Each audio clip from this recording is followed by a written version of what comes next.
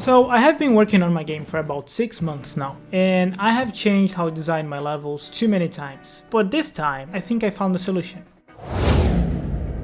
Hi everyone, I'm Vector, and I'm making a game called The Tale of Lumi. It's a skill-based platformer with some puzzles and a map that you can freely explore. It has a bunch of cool power-ups, and it's been a lot of fun to make so far.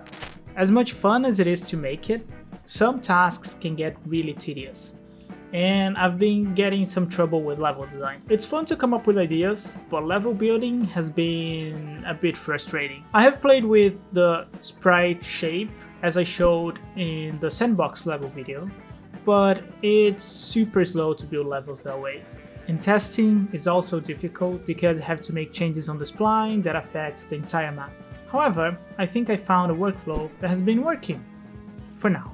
And that is the Unity style system. It is somewhat advertised for pixel games, but it's super easy to design levels when everything is measured by blocks. So instead of guessing where tiles go, I can precisely place everything and create fun scenarios like a long jump section or a dash requirement. And if I need to update it because of playtesting, I can just repaint that specific section. So here is one of the initial levels of the game. And as you can see from this view, it does look kinda blocky, but that's good, as I can quickly update the design of the level without breaking many things. Now let me show you how the level looks when playing the game.